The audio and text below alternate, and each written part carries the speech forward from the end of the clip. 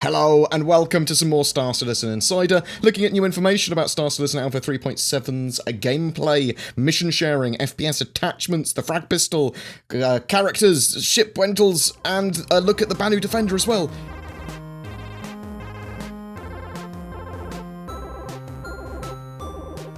It's been reconfirmed that the Banu Defender is coming with 3.7. We saw some more of its internals, lighting, and externals, and a bit of detail on that. The ship is looking fantastic, very alien. It's the first Banu ship we are going to have, and for me it was probably the only thing that was going to slip out of 3.7 potentially, but that appears to definitely be in there.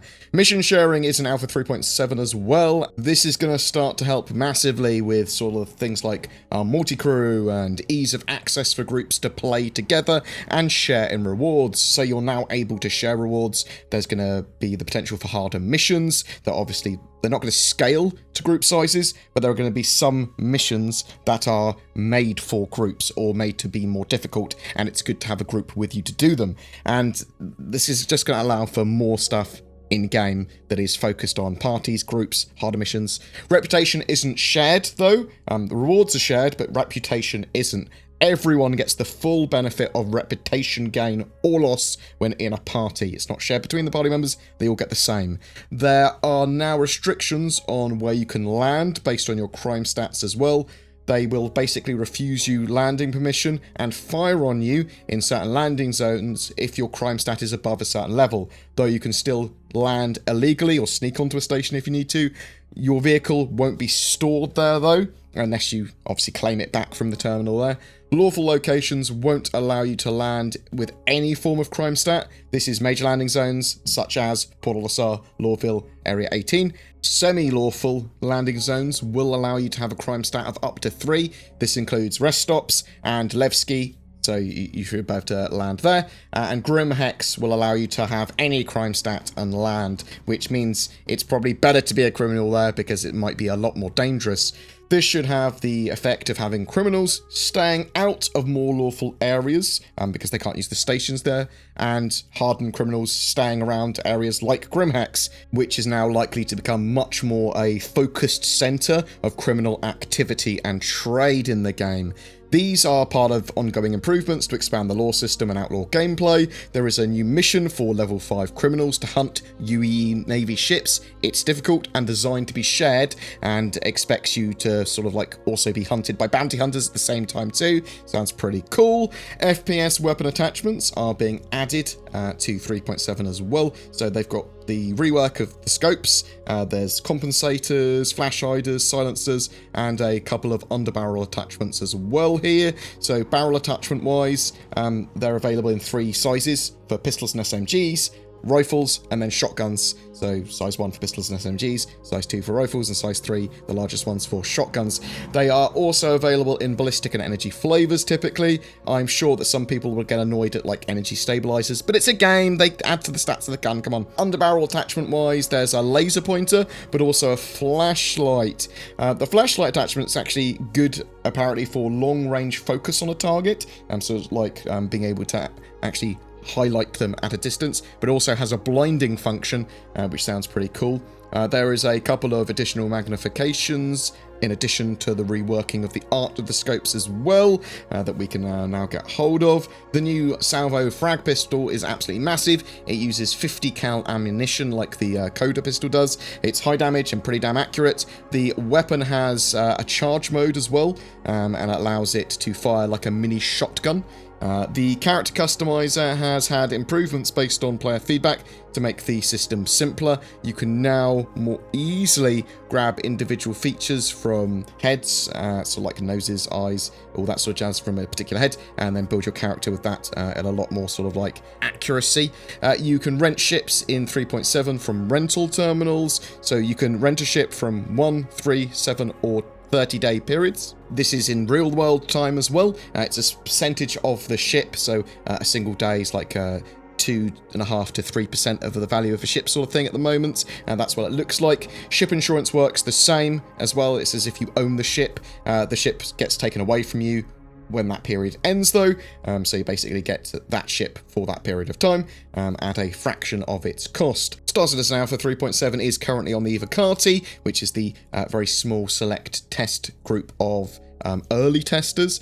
It's expected to be on live by the 10th of October with a wider PTU, so more backers being able to test it, coming somewhere between now and then. Inside Star Citizen is taking a break until the 24th of October. However, I will still have a look around for news and appropriate content every week. We're going to have 3.7 in the PTU pretty soon, hopefully, and then we'll be able to cover that, and that will make at least a couple of weeks of good, solid content. But there's going to be quite a lot to explore with 3.7, especially gameplay-wise. Ship rentals allow for so much more gameplay to be accessed by backers based on what ships are available, hopefully all of them in 3.7, but it's going to really open up the game to a lot more players and a lot more types of role, and you don't have to worry about the patch being reset every 3 months so much, because you can much more easily afford to rent a ship for a shorter period of time than work towards buying it and then it being reset. It's also something that's been much needed in Star Citizen for a huge amount of time and should have been in a long time ago, but it's here now, so I'm not going to complain too much. I'm really excited for that. Mission sharing and more missions that are well suited for it as well are also extremely exciting. This is just more to do in the game, more things to enjoy, more reasons to play. We've needed reasons to group up PvE and actually have a challenge in the form of missions that are a bit more engaging, as well as getting rewards for them. And mission sharing for 3.7, even though it's going to be pretty simple and its early stages, promises just that. In the Ship Showdown, sort of like a Star Citizen community event, they're looking at promoting the sort of like most popular ships in game, getting people to vote on them. The first day has been won by the Cutlass Black. Day 2 is likely to be won by the Constellation Aquila, and then they're going to go up against each other in round 2 next week. But there's going to be loads and loads of different ships going up against each other, which you can vote on the website for your favourite, basically. The community's favourite flyable ship will be crowned the winner on the 10th of October. The 16 most popular ships are available on sale currently, and it's all to do with flyable ships. So the 300i, the 600i, the 890 Jump, the Avenger Titan, the Caterpillar, the Aquila, Cutlass Black, Dragonfly, Freelancer Miss and Max, the Gladius, Hammerhead, Reclaimer, Retaliator Bomber, Valkyrie, and Vanguard Warden. Every day there is a very small quantity of 890 Jumps available for purchase as well. They sell out almost instantly though, so bear that in mind. The new Mantis ship was revealed via a Newsweek and GameStar article a few days ago. Some people were asking questions, was this a paid promotion? Exactly what was this? Was this an exclusive?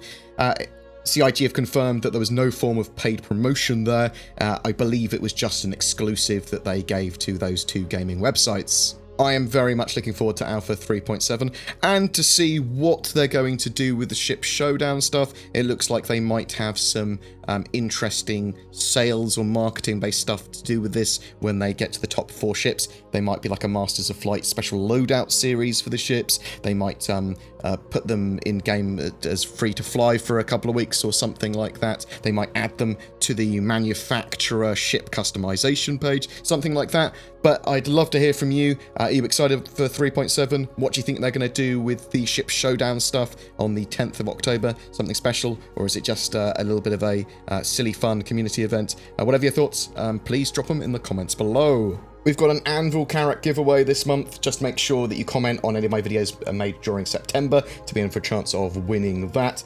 This ship was donated by the organisation Ultra. More details of the giveaway and that organisation down below.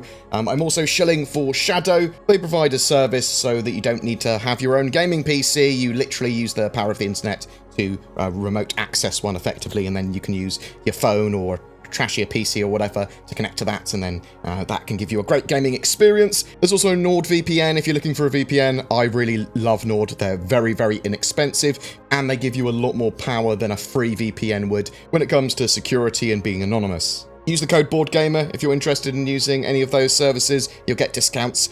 Also, just down below, there's links to help support the channel. If you want to be a Patreon, if you want to be a YouTube member, it all really helps. But sharing videos, feedback, all of that sort of jazz really helps me too. Thanks very much for the love, guys. You take care, and I'll see you in the verse.